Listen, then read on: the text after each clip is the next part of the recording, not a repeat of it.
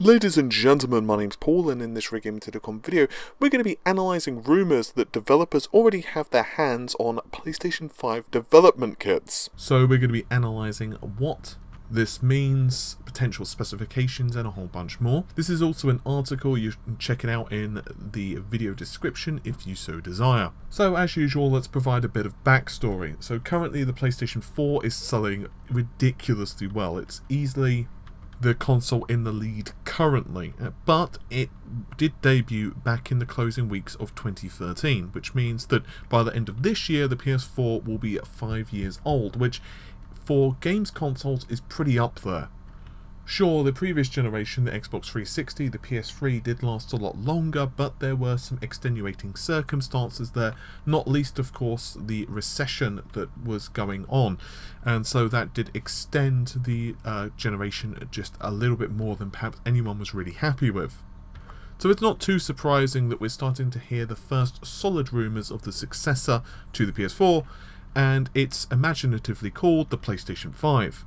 Now, the chap who has put these rumours out there is named Marcus Sellers, and he is a well-known industry insider. Now, before you groan and say, well, he's probably just saying this stuff for attention, do remember he has released some nuggets of information that have turned out to be true. Black Ops 4 being the COD for 2018, he first revealed that, and this is pretty much confirmed at this point, as well as Nintendo Switch receiving a port of Diablo 3. Multiple sources have since confirmed that, for example to Eurogamer, so this guy does appear to, at least most of the time, it be fairly accurate. He claimed in a tweet, a very short tweet might I add, the PS5 dev kits went out earlier this year to third-party developers, and that's about it. So what can we ascertain from this? Well, generally speaking, development kits transition through several stages. So they start out typically as very generic PCs. In the case of the PS4 and the Xbox One, they were nothing like the consoles that we see now. They are essentially PCs which have roughly the target specifications of the consoles that we will be seeing in our homes. So for example, it would be for the PS4 or Xbox One, it would be a Radeon-based hardware with this CPU and this amount of RAM, and even the software would be very, very early.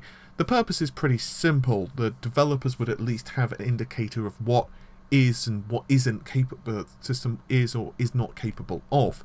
And then of course the development kits go under multiple changes, where eventually we see the final, almost retail-like versions.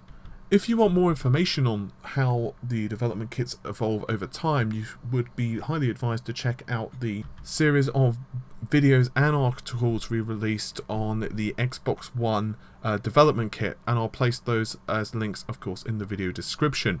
But as a brief synopsis, back in early 2012, there was very alpha kind of hardware when there was no actual games console available. Instead, developers more had a generic PC, and eventually we saw them being given to beta hardware in early 2013, but there were actually some fascinating insights we got to see from these leaks. One of them, for example, is that there were dual graphics card drivers available. One eventually became depreciated and just, removed entirely and not supported anymore. And we also saw, for example, bumps in clock speeds. For example, we remember that the Xbox One GPU, was running at just 800 megahertz along with the ESRAM. That of course got a bump to 853 megahertz. The PlayStation 4 was exactly identical, by the way. The PS4 also underwent various changes, and also this can happen very last minute. If you recall, the PS4, the early rumours were that it was going to have just 4 gigabytes of GDDR5 memory.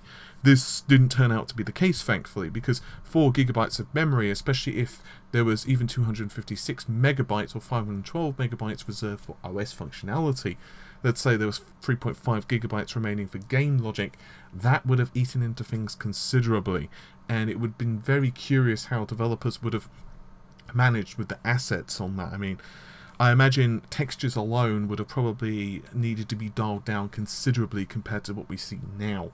So that certainly would have been an issue, considering there would have been a lot of processing power, but just not enough actual memory to store a lot of these assets.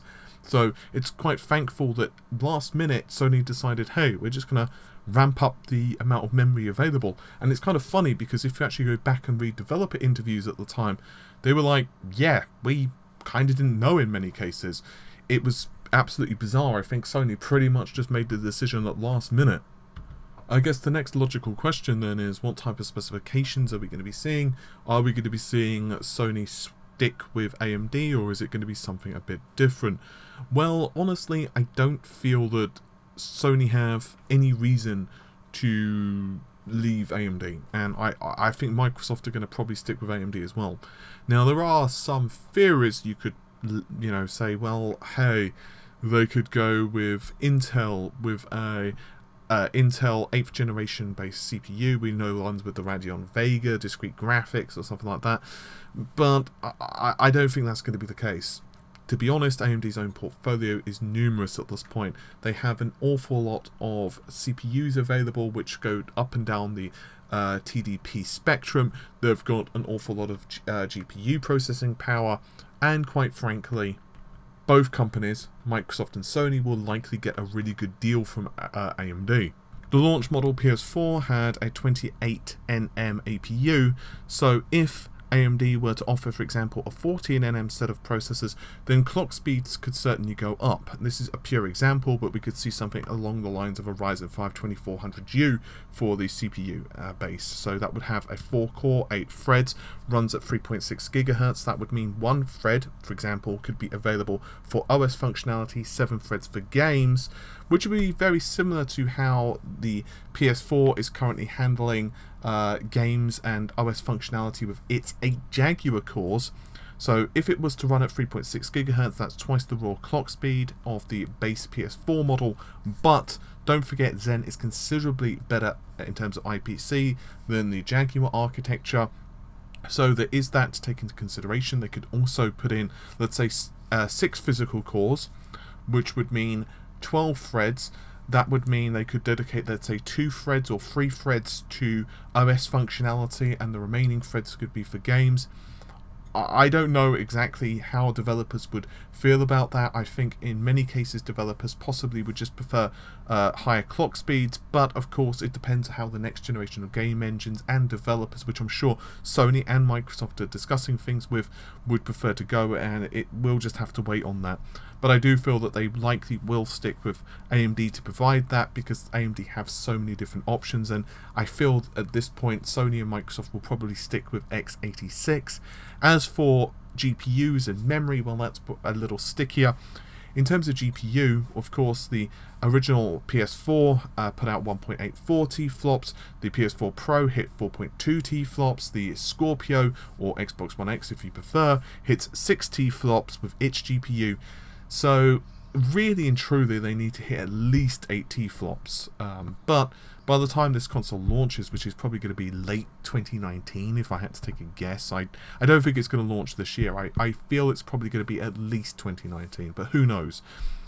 It should be pretty easy for them to hit 8 teraflops. I mean, even if they were to utilize a similar architecture to the Xbox One X, all they would have to do is increase the number of compute units by 8, so that would be 48 compute units as opposed to 40 compute units, bump the clock speeds up to 1300 megahertz, which is certainly achievable with some die shrinks, which of course are going to happen in the future, and they would hit over 8 teraflops without too much difficulty.